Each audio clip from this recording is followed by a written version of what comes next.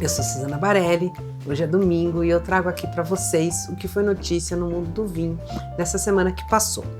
Tem muita coisa legal. Eu começo com o Coravin, que o seu inventor teve pela primeira vez no Brasil. Aí eu vou contar de uma rolha feita à base de cana-de-açúcar. Eu vou contar das degustações da Premium com produtores de Portugal e da Espanha. Eu vou contar de um vinho no fundo do mar. Vou contar de 2 leilões beneficentes. Por fim, teve degustação de Tétanger e tem o resultado dos 4 restaurantes brasileiros que estão na lista dos 50 ao 100 daquela 50 Best. Eu começo esse resumo contando do texto que subiu ontem na Levant Filosofia no Paladar. E eu conto a minha conversa com o Greg Lambrecht. O Greg é o criador, o inventor do Coravin. O Coravin é uma tractana, lembra um pouco aqueles abridores enormes de vinho que permite a gente tirar, sem precisar abrir a garrafa, 1 dose, 2 doses, 3 doses de vinho. A grande criação dele é uma agulha muito fina que permite, ao mesmo tempo que você coloca na garrafa sem abrir e consiga tirar 1 dose de vinho, isso injeta um gás chamado argônio que é inerte ao vinho e que permite preservar a garrafa, ou o vinho, o líquido dentro da garrafa, sem estragar. O Greg criou isso primeiro por uma necessidade pessoal. Ele tem um lema de que as invenções têm que ser úteis para o seu dia a dia. E ele criou isso porque ele sempre foi um amante de vinhos, um curioso, e ele nunca gostou da ideia de abrir uma garrafa e passar a refeição, ou passar a tarde, passar o momento que for, apenas no mesmo vinho. Ele queria provar vinhos diferentes ao mesmo tempo. Mas aí o que você faz? Você abre um vinho, toma 1 dose, deixa a garrafa lá, abre outro vinho, toma outra dose, deixa a garrafa lá, e você vai deixando garrafas abertas pela metade, desperdiçando o vinho. E ele pensou, como é que eu resolvo essa questão? Pensando no uso particular dele, inclusive a mulher dele estava grávida na época. E aí, como bom inventor, inclusive de agulhas, ele fez coisas para Pfizer, para Johnson & Johnson. Nessa linha, ele teve essa ideia e começou a desenvolver o equipamento para ele. Ele gostou, começou a chamar amigos que iam na casa dele, levavam os vinhos, eles provavam os vinhos e os amigos ganhavam essa engenhoca, vamos dizer assim. Até que em 2013, se eu não estou enganada, 2012, ele resolveu transformar isso numa coisa profissional para a sorte de vários apreciadores de vinho que tem essa questão. Não necessariamente querer ou não querer consumir a garrafa inteira, mas muitas vezes a gente precisa provar vários vinhos ao mesmo tempo e se a gente abrir a garrafa vai ficar ali, vai ficar oxidada, você vai perder o vinho. Então o Coravin, ele veio para solucionar essa questão, que é de vários e vários amantes do vinho. Com o tempo ele criou vários produtos, ele criou desde uma rolha especial para espumantes e champanhes, ele criou equipamentos que são melhores para restaurante, equipamentos que são melhores para consumo doméstico.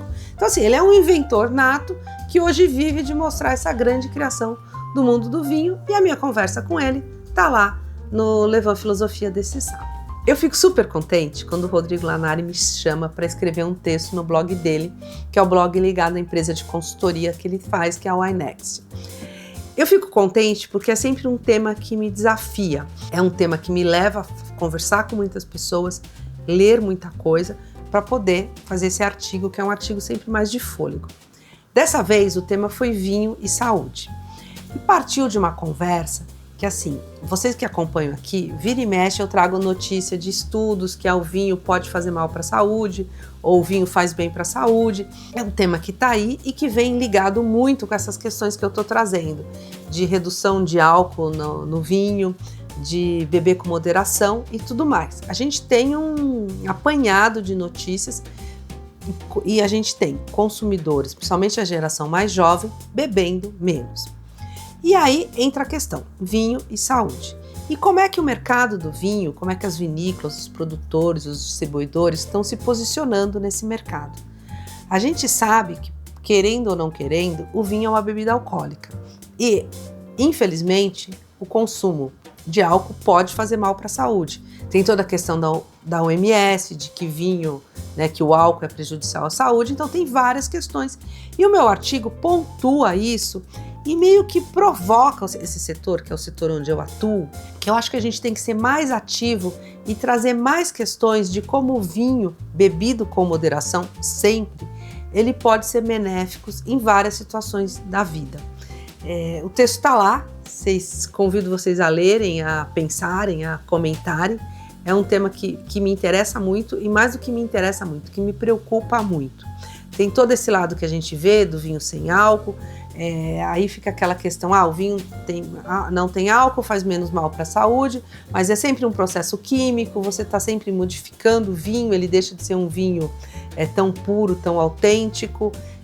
Então, assim, é uma questão, no mínimo, complexa e que o artigo se propôs a refletir sobre isso e se propôs também a questionar muito qual é o papel da indústria e o que mais a indústria do vinho pode fazer para mostrar, e esse é um ponto que eu acho importante, que quando a gente compara o vinho com as demais bebidas alcoólicas, o vinho acaba sendo uma bebida que traz benefícios para a saúde e que traz muito menos gastos para a saúde pública do que as demais bebidas alcoólicas. É isso. Convido vocês a me escreverem, comentarem sobre esse tema que me interessa muito e que é o tema que eu acredito que vai ficar nas próximas décadas. E eu tive a oportunidade de provar vários vinhos italianos, principalmente vinhos naturais ou vinhos elaborados com baixa intervenção, num evento de uma fabricante de rolhas. É isso mesmo. Tem uma fabricante de rolhas que se chama Vinventius, que ela faz uma rolha que, em vez de ser baseada em cortiça, ela é baseada em cana-de-açúcar. Isso mesmo, ela usa cana-de-açúcar brasileira, mas ela não está presente ainda no mercado brasileiro e ela está trabalhando para entrar nesse mercado.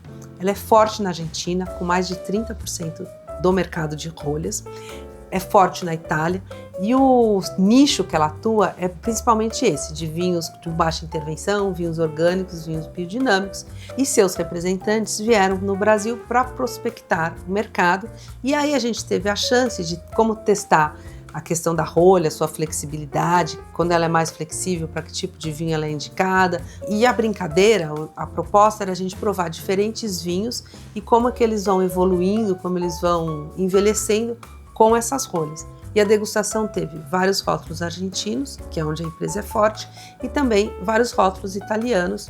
E agora é acompanhar se essa empresa vai conseguir entrar no mercado brasileiro e que tipo de produtor brasileiro vai querer uma rolha que tem como base a cana-de-açúcar. Na sexta-feira, eu até brinquei com o Sadenberg na CBN de que essa semana e a próxima é uma semana que eu vou comer muito bacalhau e muito arroz de pato. A gente está tendo vários eventos aqui em São Paulo e também no Rio de Janeiro com produtores portugueses. E aí a gente acaba sempre tomando vinho português em restaurante português. Mas brincadeiras à parte, eu queria contar a primeira degustação que aconteceu foi da Premium. A Premium trouxe 4 produtores portugueses, um produtor espanhol para sua feira de Península Ibérica e vários desses produtores portugueses eles ficam aqui para o evento Vinhos de Portugal e vários outros produtores vão chegar ao longo da semana. A degustação da Premium foi muito legal, principalmente focada, ou eu não sei se eu estou super sugestionada, em vinhos brancos, mas teve vinhos do Paulo Nunes, ali do Dão, coisa muito legal, teve do Manuel Lobo, na região do Alentejo, teve da Bagueiras, que eu amei provar. Então assim, teve muito vinho interessante no catálogo da Premium e ao longo da semana eu trago os demais vinhos portugueses que certamente eu vou provar, me deliciar e trazer histórias legais para vocês. De Portugal eu vou para a França, teve uma degustação da Tétanger, que é uma marca importante de champanhe e o Brasil é um mercado importante para eles. É o segundo mercado na América Latina, atrás apenas do México, e no qual a gente destaca o champanhe rosé, que é sempre super bom para harmonizar com comida, e principalmente o encanto dos vintages, que é aquele champanhe que é elaborado com uvas apenas de uma safra. Foi muito legal provar esses vinhos. Quero contar de 2 eventos beneficentes que tiveram o vinho como estrela e que aconteceram nesses últimos dias. O primeiro aconteceu na escola Le Cordon Bleu, que teve uma série de eventos de chefes, de gastronomia, inclusive uma degustação guiada pela Primata, que é uma querida, mostrando as diferenças de um vinho que custe 75, outro que custe 150 e outro que custe 300 reais. Tudo isso foi para angariar recursos para o Tuca, que é uma associação super importante que cuida de criança com câncer. O segundo foi um leilão de vinhos realizado dentro de uma vinícola, que é a Bruma Alta, que é uma vinícola que fica no Cerrado Mineiro, que eu ainda não conheço, é uma vinícola nova, e eles fizeram um leilão para arrecadar recursos para o Hospital do Câncer, numa cidade próxima que se chama Patrocínio. Ao todo, o leilão arrecadou mais de R$200 mil e a estrela foi um vinho dessa mesma vinícola que foi vendido uma garrafa por R$50 mil. Essa semana foi anunciado o nome dos restaurantes que ficaram entre o 50º e o 100º lugar na lista do 50 Best, que é uma das premiações mais conceituadas do mundo da gastronomia. E nessa relação tem 4 brasileiros e são 4 restaurantes brasileiros que têm uma preocupação muito grande, que sabem que a comida não vive sem um bom vinho. Desses 4, 2 entraram na lista pela primeira vez.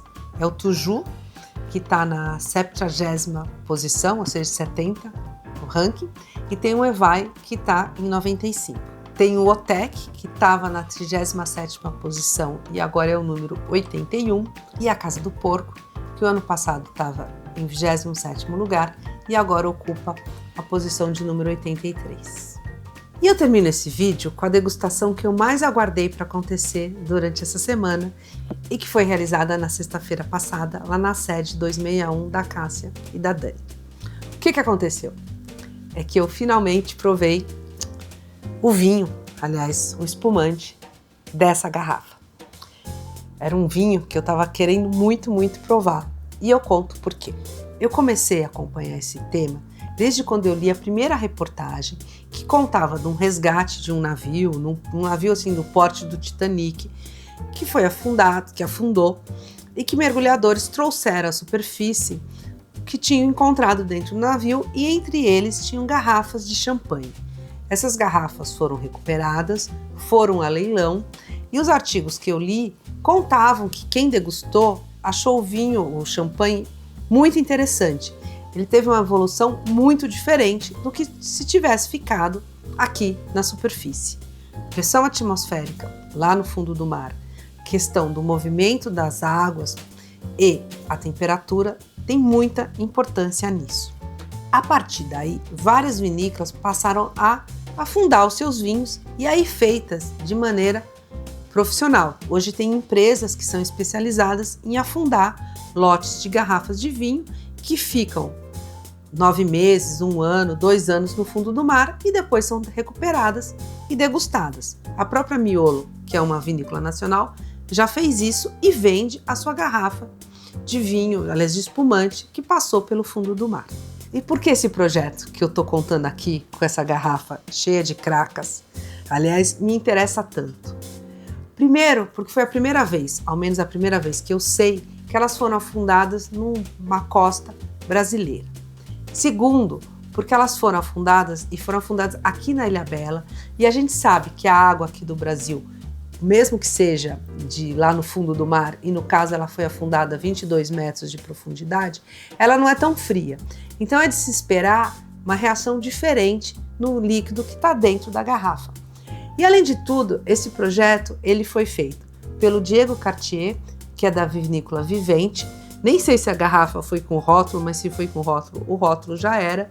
Em parceria com um projeto que eu conheço pouco, mas o pouco que eu acompanho eu gosto muito, e que é um projeto do Rodrigo Vilar, que tem uma série de parcerias ou de projetos junto com os caiçaras e de uma pesca consistente, uma pesca que não agrida o meio ambiente, uma pesca que ajude a preservar os pescados.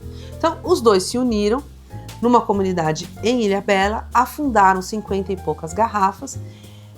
O interessante é que os caiçaras foram os responsáveis por isso, eles desceram inclusive esses 22 metros por apneia, ninguém usou oxigênio para esses mergulhos, e eles cuidaram por 1 ano para que essas garrafas ficassem lá e para que nenhum intruso aparecesse e roubasse as garrafas. Sim, tem isso. Tem vinícola que já perdeu garrafa porque mergulhadores foram lá e pegaram a garrafa no fundo do mar. Ao menos foi uma reportagem que eu li sobre isso.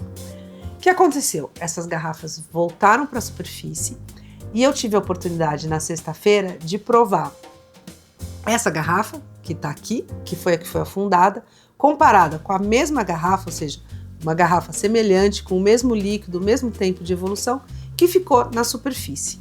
No caso, é uma garrafa Magno, do espumante da Vivente, que é um espumante com baixa intervenção, feito pelo método ancestral, ou seja, de uma só fermentação na garrafa. Então a gente tinha a amostra base, que ficou em terra, e essa amostra que foi para o fundo do mar. Não foi uma prova cegas, então a gente sabia o que estava bebendo, mas eu acho assim, mesmo se fosse uma prova cegas, ia ser muito fácil identificar qual era qual, porque essa garrafa, ela tinha uma salinidade muito interessante, um toque mais salino que deu uma complexidade diferente ao espumante. E a outra coisa que eu queria chamar a atenção é que assim, como eu falei, eu acompanho esse tema e eu já tive a oportunidade de comparar, inclusive às cegas, garrafas que foram afundadas e com garrafas que não foram afundadas. Até então, o que eu provei, você percebia que era o mesmo vinho, que um evoluiu de um jeito diferente do outro. No caso aqui da Vivente, se eu não soubesse, eu não sei se eu diria que era o mesmo vinho ou se eu diria que era o vinho do mesmo produtor. Os vinhos evoluíram de maneiras muito diferentes, e os dois de uma maneira agradável, mas o vinho aqui da superfície ele era mais frutado e o vinho do fundo do mar mais salino. A Vivente é uma vinícola que não põe produtos químicos no vinho, não põe nenhum conservante, então isso pode talvez ser uma explicação para essa evolução, esse envelhecimento tão diferente nas duas garrafas. A temperatura não era tão baixa como se a gente pensar no que deve ter ficado as garrafas do Titanic, por exemplo. Então assim, foi uma evolução diferente. A proposta agora da dupla é voltar a colocar garrafas no fundo do mar, sempre em parceria com os caiçaras, de safras mais recentes. Essa eles propuseram, a safra já tinha um tempo em garrafa, essa é a safra 2020. A ideia agora é colocar a safra 2025 no fundo do mar e acompanhando essa evolução, que para mim é super interessante. E o mais legal foi ter ganho essa garrafa, que eu não sei se eu vou transformar num vaso, provavelmente num abajur. O que vocês acham? É isso. Espero que vocês tenham gostado desse resumo. Espero que vocês provem muitos vinhos afundados. Aguardo comentários, questões, indagações. Boa semana para vocês.